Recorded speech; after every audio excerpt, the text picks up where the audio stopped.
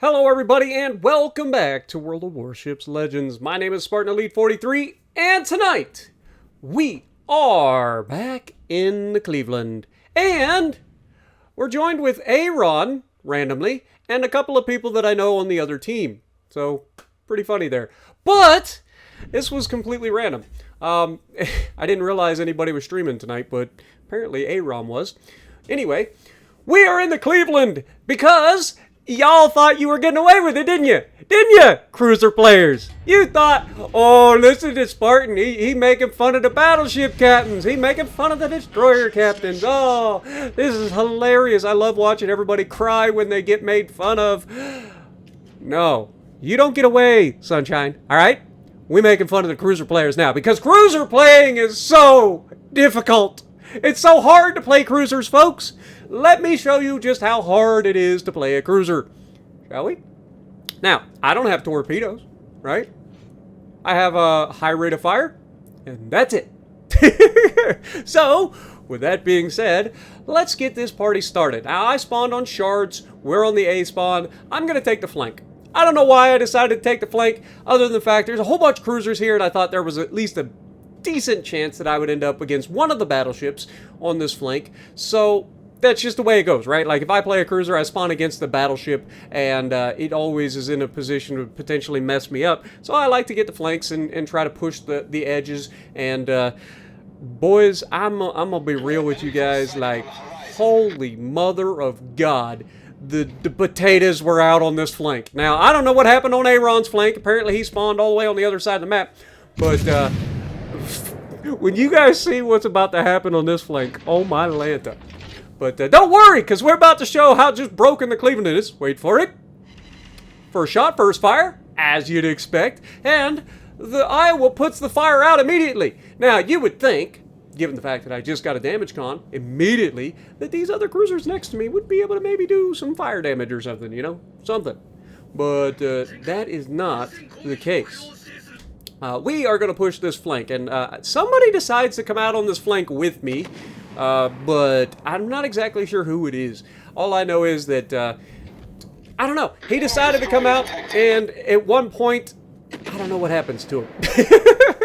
But as we come around the corner, I was hoping to get some shots on this Charles Martel, but it seems like Charles is at least somewhat paying attention to the fact that there should be more people spotted here, and there just aren't.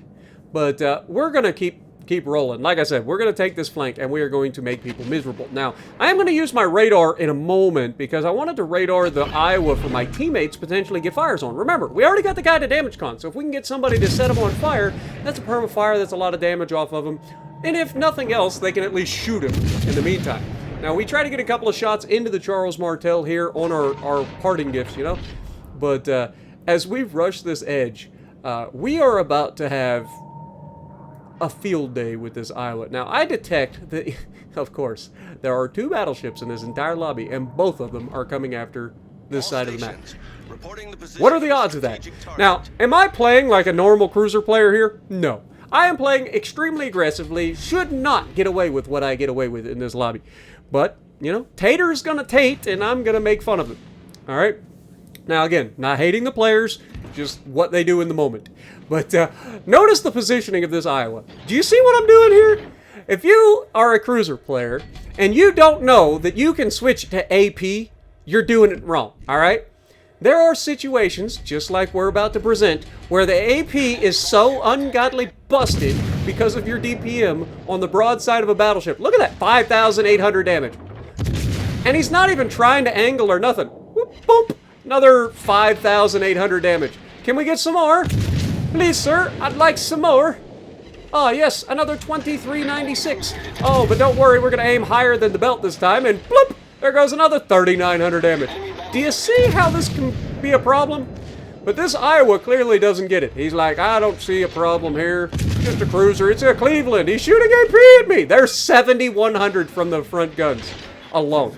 Now, I don't want to over-angle and give the rear of my ship because I don't want to be sent to the Shadow Realm, right? So, yeah, he's going to overmatch me, do some damage here, but at the end of the day, I'll take that. Now, unfortunately, the guy behind me is, he's kind of gonna put himself in a bad position. I think he's in a perfect 10 or something. I don't know. But we are tearing this Iowa apart. We've already put up 40,000 damage on this man. Like, this poor guy has no idea what he should do. And then the cruiser next to me decides to pull out broadside in front of this Iowa, and I was about to show him why that's a bad idea.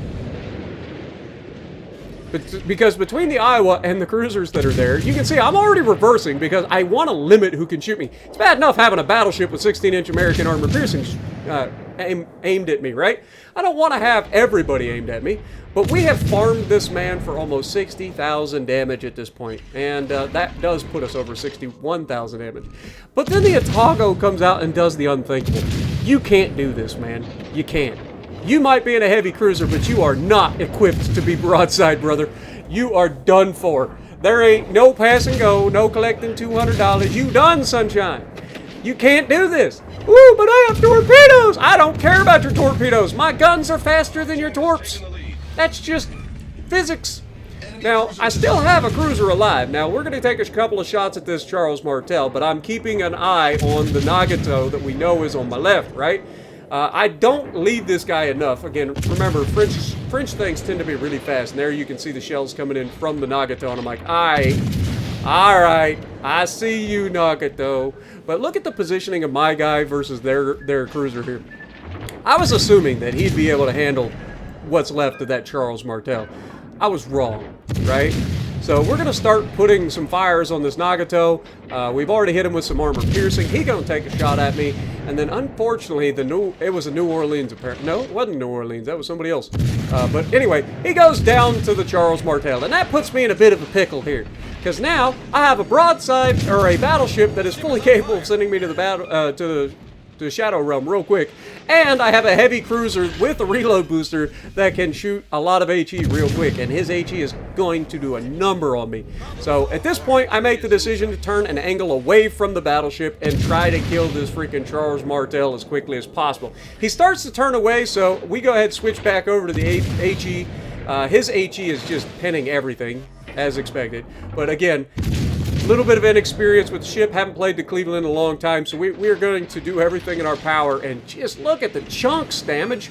Man, it's just chunking me all over the place. But two can play that game because I also have HE that can pin his ship, and if I can ever hit him, it's gonna hurt. And there you go, we get a fire and we do some serious damage, and bonk, down he goes. Now, with the Nagato still alive and the fact that I'm about to die, most likely, the game ends on points. Fortunately for me. But we ended up having a high caliber in that game. We did everything, 120,000 damage. You just farming the taters as far as the eye can see. Top of the leaderboard. Again, it's so difficult to play cruisers, folks. Let me know what you guys think down in the comments below. If you like what I'm doing, punch the like button, leave a comment below, subscribe to the channel if you haven't already, and as always, I will see you in the next video.